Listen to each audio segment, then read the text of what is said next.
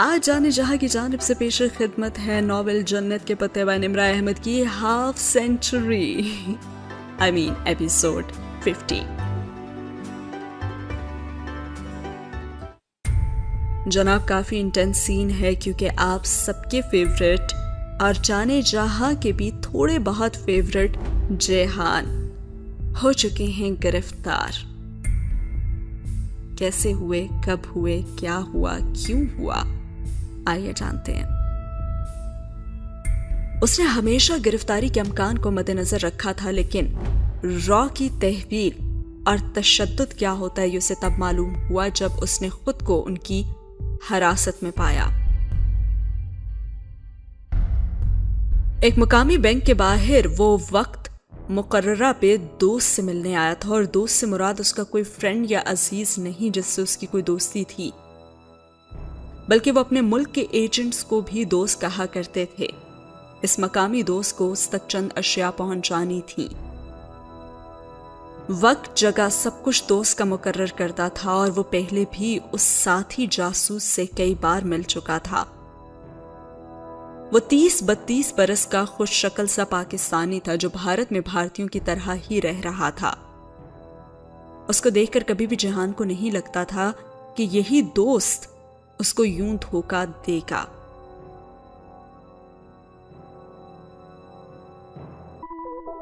وقت مقررہ پہ اسے بلا کر وہ خود نہیں آیا، اور وہ اس جگہ کے قریب ہی انتظار کرتا رہا جب تک دوست نے نہیں آ جانا تھا، اور وہ ادھر سے نہیں جا سکتا تھا۔ لیکن پھر ایک دم سے پیچھے نے کسی نے اس کے سر پہ کچھ دے مارا، اور وہ ضرب اتنی شدید تھی کہ وہ چند لمحے کے لیے تو واقعتاً سنبھل نہ سکا، اور بس وہ چند لمحے اسے زندگی کے بدترین دور میں لے گئے۔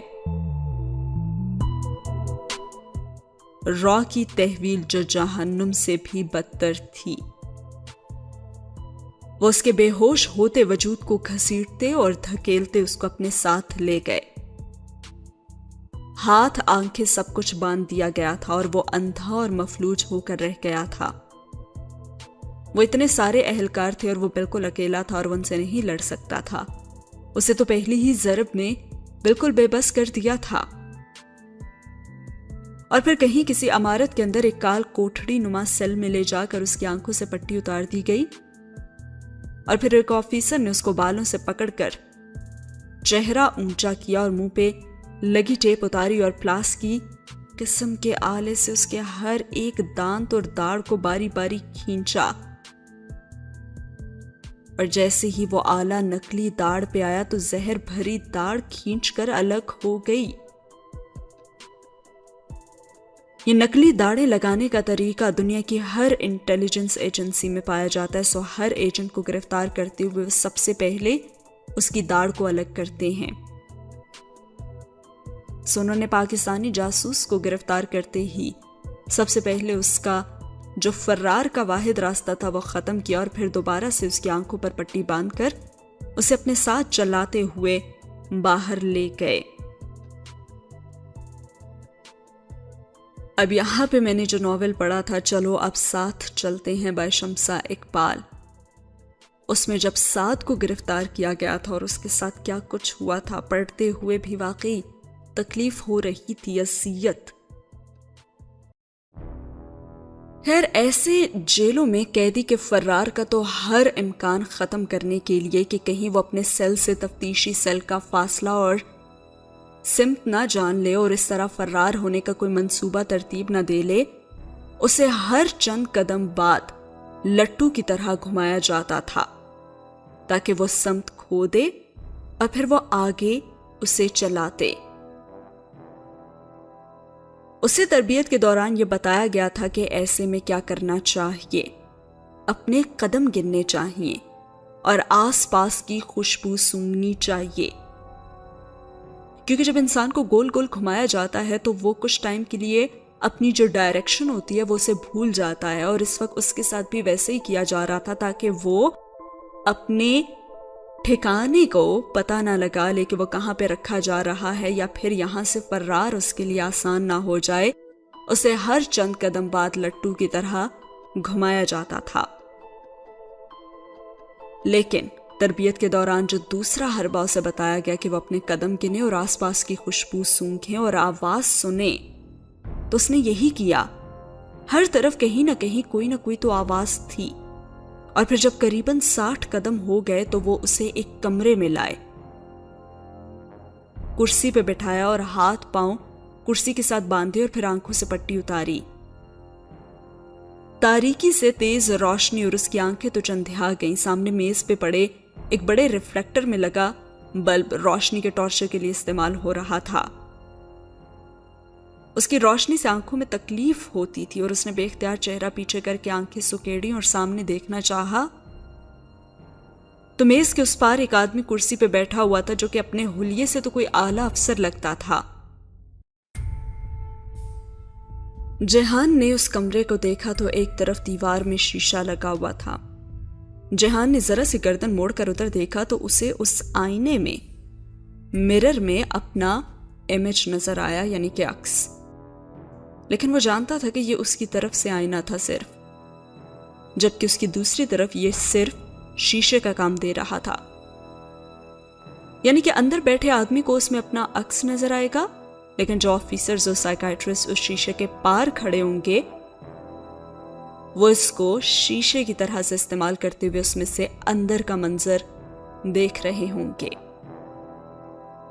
جہاں سے صاف صاف جیہان سکندر انہیں نظر آ رہا تھا، لیکن جیہان سکندر دوسری طرف بیٹھے ہوئے ان آفیسرز کو نہیں دیکھ سکتا تھا۔ وہاں ہونے والی تمام گفتگو بھی انگریزی میں ہی ہوتی تھی، اور انہوں نے اس پہلی گفتگو میں اس کو بتایا تھا کہ اس کے پاس یہاں سے بھاگنے کا کوئی راستہ نہیں ہے۔ ان کی جیلوں سے یا تو مردہ یا پھر اپاہج، یعنی کہ پیرالائز ہو کر ہی لوگ نکلتے ہیں، اور وہ یہ بھی جانتے تھے کہ وہ ایک پاک سپائی یعنی کہ پاکستانی جاسوس ہے، اس لیے وہ سب کچھ سچ سچ بتا دے، اور اس صورت میں وہ اس کے ساتھ رعایت برتیں گے، تھوڑی سی کنسیشن دے دیں گے اسے۔ وہ جانتا تھا کہ اس کی گرفتاری اس کے اس دوست کے کہنے پہ عمل میں آئی ہے، اور صاف ظاہر تھا کہ وہ بخوبی واقف ہیں کہ وہ جاسوس ہے، لیکن اس کے پاس جو سمگلر والا کور تھا، یعنی یہ کہ وہ ایک سمگلر ہے اور اس دوست نے کسی پرانے بدلے کی وجہ سے اسے جاسوس کہہ کر پھنسوایا تھا، وہ کور اسے اب مرتے دم تک قائم رکھنا تھا، یعنی کہ اسے خود کو ایک سمگلر کے طور پہ وہاں پہ شو کرنا تھا، جس کے دوست نے کوئی پرانا بدلہ چکانے کے لیے اسے زبردستی پاکستانی جاسوس کہہ کر پھنسوا دیا ہے۔ اور اب اس کا انٹرویو شروع ہو چکا تھا، اور سب سے پہلے اس سے پوچھا گیا اس کا نام۔ جواب آیا فرید حیات۔ قومیت؟ جواب آیا پاکستان۔ اگلا سوال پوچھا گیا دین۔ جواب آیا اسلام۔ اگلا سوال شہر، تو جواب آیا سیالکوٹ۔ پھر پوچھا گیا کس نے تربیت دی؟ جواب آیا جدی پشتی سمگلرز ہیں ہم، ہمارے باپ دادا ہماری تربیت کرتے ہیں، اس نے اپنی ازلی بے نیازی سے کہا تھا۔ اور جواباً اس روبدار آفیسر نے بڑے غصے سے اس سے کہا کہ میں بھی جانتا ہوں اور تم بھی جانتے ہو کہ تم جھوٹ بول رہے ہو، میں تمہیں ایک موقع اور دیتا ہوں، بتاؤ بھارت کس لیے آئے تھے تم؟ جواباً جیہان نے کہا ہیروئن سمگلنگ کے لیے۔ اب افسر اٹھا اور وہ شے اٹھا کر پوری قوت سے اس کے سر پہ دے ماری، 1 2 3۔ پوری 3 ضربوں کے بعد اس کا تو دماغ جیسے گھوم گیا۔ اس سر کے پچھلے حصے میں پڑنے والی بدترین ضرب تھی۔ ہاں اب بولو کہ کس لیے آئے تھے؟ تمہاری ماں سے ملنے۔ اور ایک دفعہ پھر اس آدمی نے اس کے سر پہ وہ چیز دے ماری۔ ایسا لگتا تھا جیسے کھال تک کٹ گئی ہو، اور اذیت ہی اذیت تھی۔ وہ کرسی پہ پیچھے بندھے ہاتھوں کے ساتھ آنکھیں سختی سے میچے ذرا سا کر رہا تھا. درد، تکلیف، جلن. پھر سے اس آفیسر نے اس سے پوچھا کہ اب بتاؤ کس لیے آئے تھے؟ اور ہر بار اس نے وہی جواب دیا اور ان گنت دفعہ انہوں نے سوال دہرایا اور اتنی ہی ضربیں اس کے سر پہ پڑتی گئیں اور پھر وہ بے ہوش ہو گیا. اور جب ہوش آیا تو وہ واپس اپنے سیل میں زمین پہ لیٹا ہوا تھا. سر اتنا دکھ رہا تھا کہ لگتا تھا ابھی پھٹ جائے گا اور کنپٹی کے قریب سے خون نکل کر چہرے پہ جم گیا تھا.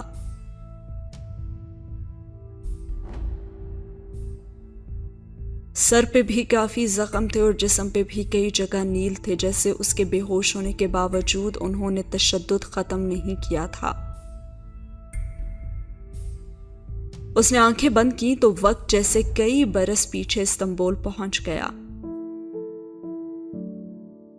اور وہ ہاتھ میں پکڑی روٹی کے چھوٹے چھوٹے ٹکڑے کر کے بگلوں کی طرف اچھالتے ہوئے سمندر کنارے چل رہا تھا.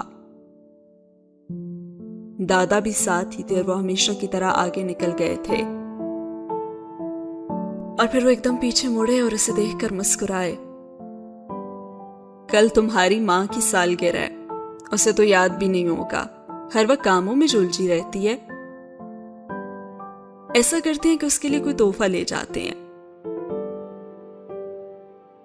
ہاں ٹھیک، اس نے اس بات میں سر ہلایا تھا. لیکن ہاں اس کو بتانا مت، کل اسے سرپرائز دیں گے. نہیں بتاؤ گے نا؟ پھر رک کر انہوں نے مسکراتے ہوئے پوچھا، کیا تمہیں راز رکھنے آتے ہیں جہان؟ اور جہان نے آنکھیں کھولی. ٹھنڈے فرش پہ دکھتے جسم کو اس نے محسوس کیا اور دھیرے سے بڑبڑایا، ہاں مجھے راز رکھنے آتے ہیں دادا. اور اس کا وہ بدترین درد جو پھر ہمیشہ اس کے ساتھ رہا تھا، اس کا آغاز اسی جیل سے اور اسی روز ہوا تھا. وہ سر درد. اور پھر چند گھنٹے ہی گزرے تو ایک ڈاکٹر آ گیا اور اس نے اس کے زخموں پہ دوا لگائی. کھانے کو اسپرین کی 2 گولیاں دیں اور چند مزید درد کی دوائیں اس اینٹ کے ساتھ رکھ دیں جس کو تکیہ بنا کر وہ آنکھیں بند کیے فرش پہ لیٹا ہوا تھا. رات میں وہ ڈاکٹر 2 بار آیا تھا اور اب کی بار اس کی موجودگی میں ہی چند تفتیشی اہلکار اسے اپنے مخصوص کمرے میں لے جانے کے لیے آئے تو ڈاکٹر نے انہیں سختی سے جھڑک دیا. تم دیکھ نہیں رہے ہو کہ اس کا سر کیسے زخمی ہے؟ مجھے اس کو زندہ رکھنے کا حکم دیا گیا اور میں اس کو زندہ رکھوں گا. تم لوگ اپنی تفتیش بعد میں کرنا، اور اگر آج تم نے مزید اس کو ٹارچر کیا تو یہ واقعی مر جائے گا. اور جہان نے ذرا سی آنکھیں کھول کر ڈاکٹر کو دیکھا جو ان اہلکاروں پہ غصہ ہو رہا تھا، اور وہ بڑبڑاتے ہوئے واپس چلے گئے. اور ڈاکٹر اب تعصب سے سر جھٹکتا اس کے سر کی پٹی کرنے لگا. یہ تو انسان ہی نہیں ہے، درندے ہیں. وہ ساتھ ہی زیر لب انگریزی میں کہہ رہا تھا اور جہان بس اپنی نڈھال نیمدہ آنکھوں سے اسے دیکھتا رہا. اور پھر اس انسان نے اس سے کہا، تم فکر مت کرو، میں تمہاری ہر ممکن مدد کروں گا. اور پھر وہ اس کے قریب جھکتے ہوئے دھیمی آواز میں بولا کہ میں مسلمان ہوں، اگر تمہیں قرآن یا جائے نماز چاہیے تو اس کا بندوبست بھی کر دوں گا میں تمہارے لیے. اور جہان چند لمحے خاموش نظروں سے اسے دیکھتا رہا اور پھر بولا، کیا تم مجھے سورہ الایمان لا کر دے سکتے ہو؟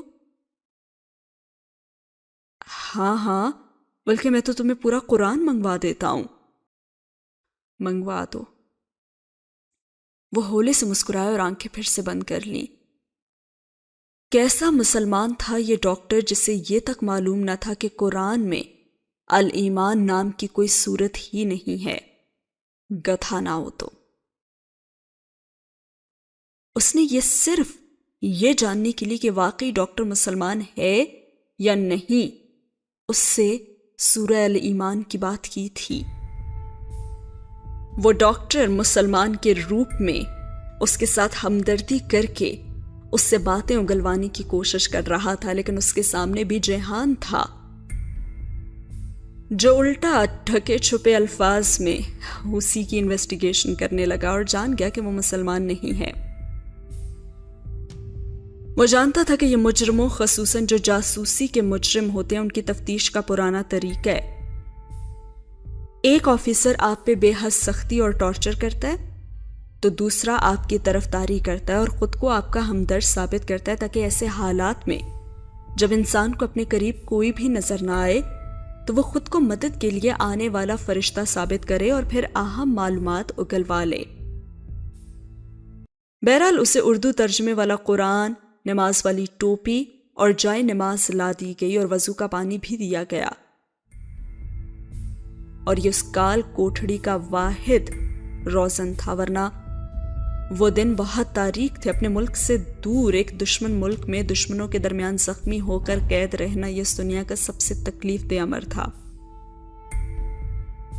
وہ روزانہ اس کو تفتیشی کمرے میں لے جاتے، کبھی بازوں کے درمیان راڈ پھنسا کر دیوار سے لگا کر پیٹا جاتا تو کبھی الٹا لٹکا کر گرم پانی کی بالٹی میں سر ڈبویا جاتا، لیکن اس کے پاس کہنے کو بس ایک ہی بات ہوتی تھی، I am not a spy، میں جاسوس نہیں ہوں۔ وہ چونکہ ایک دوست کے ہاتھوں پکڑوایا گیا تھا، اس لیے ان کو اس بات پہ قطعاً کوئی شک نہیں تھا کہ وہ جاسوس نہیں ہے۔ اس تکلیف پر اور تشدد دونوں میں جیہان نے اس ساتھی ایجنٹ سے بہت نفرت کی تھی جس نے چند پیسوں کے لیے اسے اور نہ جانے کتنے لڑکوں کو پکڑوا دیا تھا۔ اس نے واقعتاً قسم اٹھائی تھی کہ زندگی میں اگر کبھی اسے موقع ملا تو وہ اس آدمی سے بدلہ ضرور لے گا، لیکن پھر یہ موقع اسے کبھی بھی نہیں ملا تھا۔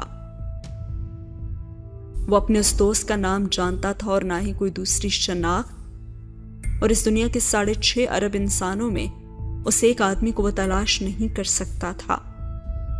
ہاں، اگر کبھی وہ واپس جا سکا تو اس کے متعلق معلومات حاصل کرنے کی کوشش تو ضرور کرے گا۔ یہ الگ بات تھی کہ ایسی کوششیں عموماً کامیاب نہیں ہوا کرتی، اور یہ بھی کہ واپسی ان دنوں بہت ہی ناممکن سی چیز لگتی تھی۔ وہ اسے روز بہت مارتے تھے اور پھر اس کے زخموں پہ ڈاکٹر سے دوا بھی لگواتے تھے۔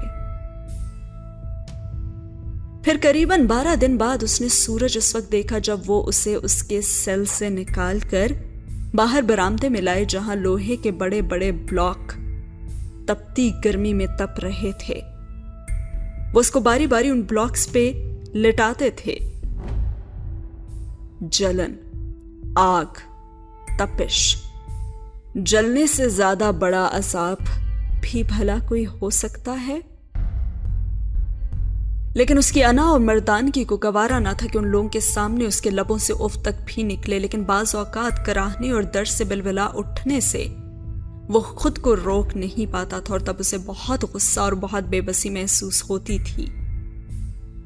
لیکن ایک بات تو طے تھی، he will not sing، وہ اپنی زبان نہیں کھولے گا۔ پھر وہ اندھیر دن اور رات اس کے اندر سے ہر چیز آہستہ آہستہ نکلنے لگے۔ اپنی ذات کا وقار، عزت نفس اب وہ کھو چکا تھا۔ پھر ہر روز جب وہ اسے بے پناہ تشدد کر کے نیم جاں حالت میں سیل کے سخت فرش پہ پھینک کر چلے جاتے تو اندر موجود ہر جذبہ فرش کی گرمی میں بھسم ہونے لگتا۔ جیل جانے سے قبل وہ اتنا تلخ اور بے حس نہیں تھا، اور زندگی کی تمام تر نرمی اس کے اندر موجود تھی، لیکن اب ان تاریک دنوں نے ہر چیز اپنے اندر جذب کر لی تھی۔ وہ تو دن اور رات کا حساب بھی نہیں کر پاتا تھا، اور آہستہ آہستہ اس کے لیے رات اور دن برابر ہو گئے تھے۔ ہر وقت اندھیرا جو اس کی زندگی میں چھا چکا تھا، اس نے وقت کا حساب مکمل طور پہ کھو دیا تھا۔ کب دن کب رات اسے معلوم نہیں۔ جب کھانا آتا تو معلوم ہوتا کہ رات گزر گئی، اور کھانے کی پلیٹ جو پہرے دار دروازے کی درد سے جان بوجھ کر یوں ترچھا کر کے تھماتا کہ اس کے پکڑتے پکڑتے پلیٹ زمین پہ جا گرتی، اور اسے اس گندی زمین سے سالن اٹھا کر کھانا پڑتا جس کو چباتے ہوئے بھی اندر ریت اور پتھر محسوس ہوتے تھے۔ اور جب کبھی پاکستان یا انڈیا کا میچ لگتا تو پہرے دار کامنٹری سنتے ہوئے زور زور سے پاکستان، محمد علی جناح اور مسلمانوں کو گالیاں دیتے۔ ایسے ایسے الفاظ سے انہیں نوازتے کہ اس کا خون کھول اٹھتا، لیکن وہ اپنی جگہ سے 1 انچ نہیں ہلتا تھا۔ زندگی، خواہشات، امیدیں، امنگیں، اس کے اندر سب کچھ مر گیا تھا۔ ساری دنیا اور اس کی ہر چیز من گھڑت فسانہ تھی۔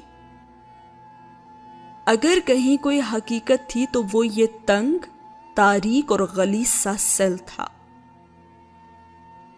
وہ اس روز بھی فرش پہ لیٹا چھت کو خالی خالی نگاہوں سے تک رہا تھا اور اسے ممی یاد آ رہی تھی۔ وہ ہر روز رات کو سونے سے پہلے سوچتی ہوں گی کہ ان کا بیٹا کہاں ہے، اور وہ ان سے عرصے سے رابطے میں بھی تو نہیں تھا، لیکن اب تک تو شاید ان کو بھی علم ہو گیا ہوگا کہ وہ زیر حراست ہے۔ تو کیا وہ پھر کبھی ان سے دوبارہ مل سکے گا، اور کیا وہ کبھی پاکستان کو بھی دیکھ سکے گا؟ اس نے سوچنا تو چاہا، لیکن ہر طرف پھر اندھیرا چھا گیا۔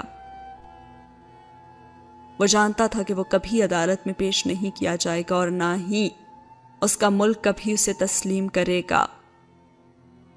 کوئی بھی ملک اپنے جاسوس کو تسلیم نہیں کرتا، لیکن اسے یاد آیا کہ یہ تو اس کا اپنا انتخاب تھا، اس نے خود چنی تھی یہ زندگی۔ اور اس تمام اذیت کے باوجود بھی وہ یہ جانتا تھا کہ اگر اسے 10 زندگیاں دی جائیں تب بھی وہ یہی جاب چنے گا، انہی اذیتوں کو اور اسی زندگی کو وہ چنے گا۔ اسے واقعی اپنے کام سے بہت محبت تھی، وہ پچھتا نہیں رہا تھا، لیکن ہاں وہ یہ ضرور سوچتا تھا کہ اس پاکستانی جاسوس کے گھر والوں نے بھی نہ جانے کتنا عرصہ اس کا انتظار کیا ہوگا، جس کو اس نے اپنے ہاتھوں سے دفنایا تھا، لیکن اسے لاوارث نہیں چھوڑا گیا تھا۔ اس کی تو ناش کی بے حرمتی بھی اللہ کی زمین نے نہیں ہونے دی تھی۔ تب اس کی صرف یہی خواہش تھی کہ اسے بھی لاوارث نہ چھوڑا جائے۔ پچھلی رات بھی پہرے داروں نے سیل میں 2 سمپولیے چھوڑ دیے تھے، جنہیں اس نے ہاتھ میں پکڑ کر اپنے جوتے کی نوک سے مارا تھا۔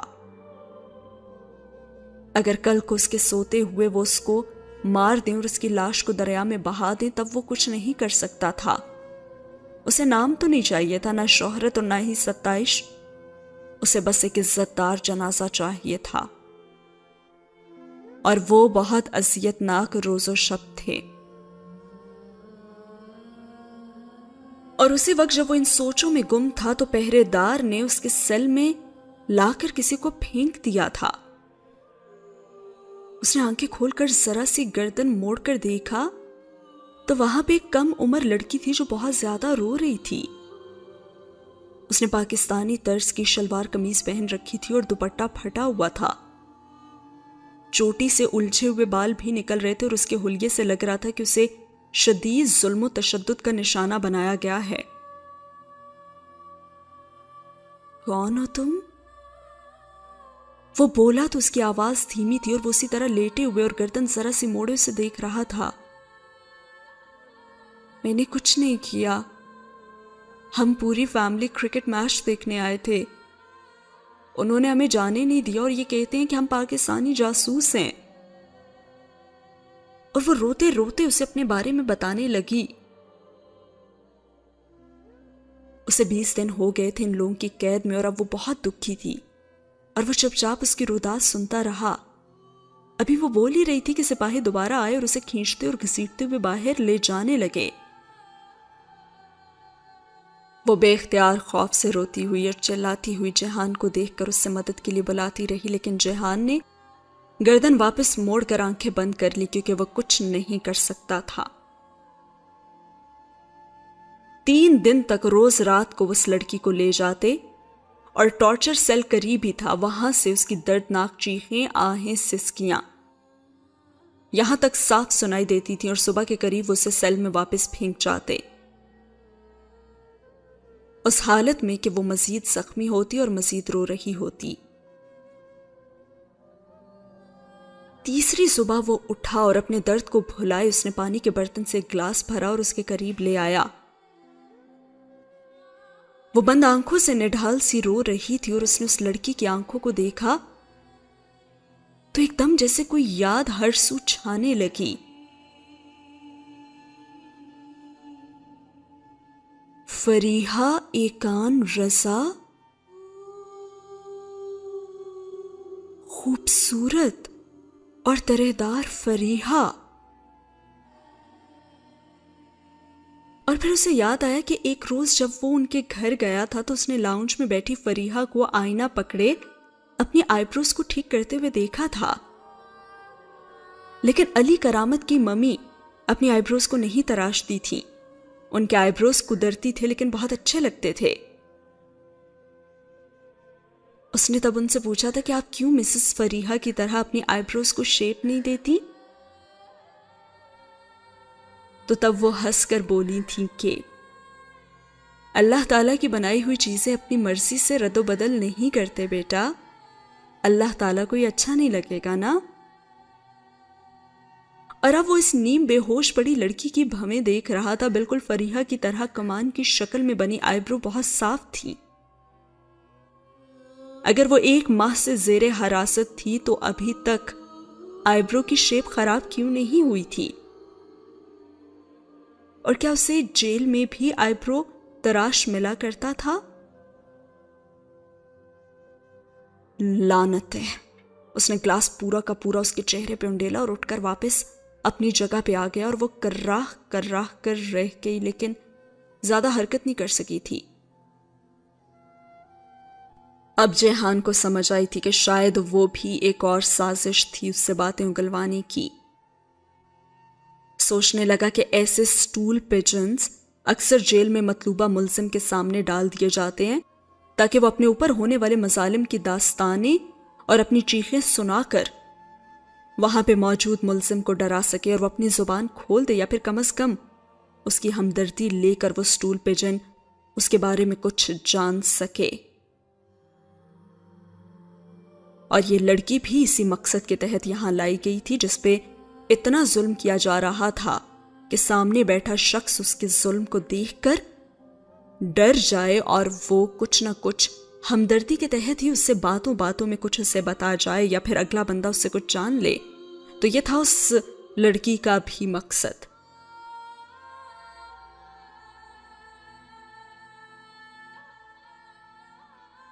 وہ اب دن رات اپنے فرار کے متعلق سوچا کرتا تھا. وہ جیل اتنے زیادہ پہروں میں بند تھی کہ وہاں سے بھاگنا ناممکن تھا. وہ کرے تو کیا کرے؟ اور پھر وہ اسے پولی گراف ٹیسٹ پر بھی لے کر گئے تھے. لیکن اس کو تربیت کے دوران اس مشین کو دھوکہ دینا سکھایا گیا تھا، سو وہ اس کو توڑ نہیں سکے تھے. یہ جو یہاں پہ ٹیسٹ کی بات ہو رہی ہے یہ دراصل ایک لائی ڈیٹیکٹر ٹیسٹ ہوتا ہے کہ یعنی کہ دیکھا جاتا ہے ایک ڈیوائس سے یا پھر پروسیجر سے کہ اگلا بندہ کتنا جھوٹ بول رہا ہے. اور اس چیز کو چیک کرنے کے لیے انسان کے جو ڈفرینٹ سائیکولوجیکل انڈیکیٹرز ہوتے ہیں جیسے کہ بلڈ پریشر، پلس، ریسپریشن، اس طرح کی چیزوں کی میجرمنٹ کی جاتی ہے اور ان کی بیسس پہ دیکھا جاتا ہے کہ ایک انسان سے جو کویسچنز پوچھے جاتے ہیں ان کا رسپانس دیتے ہوئے اس کی یہ جو انڈیکیٹرز ہیں ان میں کتنی ویریشن آتی ہے اور اس کے اکارڈنگلی وہ چیک کرتے ہیں کہ بندہ کتنا سچ بول رہا ہے اور کتنا جھوٹ. یہ کائنڈ آف ایک لائی ڈیٹیکٹر ٹیسٹ ہوتا ہے کیونکہ سم ٹائمز جب آپ جھوٹ بول رہے ہوتے ہو یا پھر آپ کنفیوز ہوتے ہو تو آپ کی ہارٹ بیٹ چینج ہوتی ہے، آپ کا بلڈ پریشر چینج ہوتا ہے. سو اس طرح سے یہ لوگ بھی ڈیٹیکٹ کرتے ہیں یہ اس ڈیوائس کے ذریعے سے کہ نیکسٹ پرسن کتنا سچ بولتا ہے یا پھر جھوٹ. اور جہان صاحب تو اس مشین کو بھی یہاں پہ دھوکہ دے گئے. ان کی تربیت کے دوران کچھ انہیں ایسا سکھایا گیا تھا اور وہ سچ ابھی بھی اس سے اگلوا نہیں سکے تھے. لیکن اب ایک اور خوف تھا جو جہان کو ستانے لگا تھا اور وہ خوف تھا کہ اسے مخصوص انجیکشن دے کر بھی بہت کچھ اس سے اگلوایا جا سکتا ہے. اور اگر ایسا ہوا تو پھر اس کی ایجنسی اس کا کبھی اعتبار نہیں کرے گی. وہاں یہی کہا جائے گا کہ وہ غدار کا بیٹا ہے اور وہ باپ جیسا ہی نکلا. तो क्या करे वो और किधर जाए। फिर कई दिन बाद एक रोज वो उसे सेल से निकाल कर एक मुख्तलिफ कमरे में ले आए जहां इलेक्ट्रिक शॉक्स का इंतजाम था। बिजली के झटके लेने का मतलब था कि सारी उम्र सेहत के मुख्तलिफ मसाइल का शिकार होकर वो फौज के लिए नाकारा हो जाएगा। और उसने बस सोचने में 1 मिनट लगाया था। Okay, I am a spy. उसने दोनों हाथ उठाकर एतराफ कर लिया और कहा, मुझे शॉक्स मत दो, मैं सब बताता हूं। और इसके बाद तफ्तीशी टीम दोबारा बैठ गई और रिकॉर्डिंग का इंतजाम हुआ। सवालों जवाब और बयान दोबारा से लिए गए और उसने अपने सोचे समझे मंसूबे के मुताबिक उनको बताना शुरू कर दिया। और उसने क्या कुछ बताया ये हम जानेंगे आने वाली एपिसोड में, लेकिन क्या वाकई उसने खुद के बारे में सब कुछ सच बताया होगा और क्या अब उसे भी उसके बाप की तरह गद्दार कहा जाएगा? मुझे तो नहीं लग रहा कि ऐसा कुछ होगा, क्योंकि मुझे लग रहा है कि उसने अपने आप को ये जो स्पाई का ये एतराफ उसने कर दिया है तो ये भी उसकी कोई खास प्लानिंग ही होगी। यहां से शायद निकलने का कोई रास्ता वो ढूंढ रहा होगा जो कि उसे इसी जरिए से नजर आया था, क्योंकि एक दफा अगर उसे शॉक्स लग जाते फिर तो वो किसी काम का ना रहता। तो मौके की मुनासबत से 1 मिनट उसे सोचने में लगा और उसने एतराफ कर लिया। लेकिन क्या भारत की वो लोग भी इतने बेवकूफ हैं कि वो उसकी इस तरह की बातों पे यकीन कर लेंगे, या फिर जेहान का प्लान बहुत स्ट्रांग होगा? क्या लगता है आपको? बताइएगा जरूर कमेंट सेक्शन में। वीडियो अच्छी लगी हो तो लाइक करना ना भूलिएगा। मिलते हैं अगली एपिसोड में। अल्लाह हाफिज।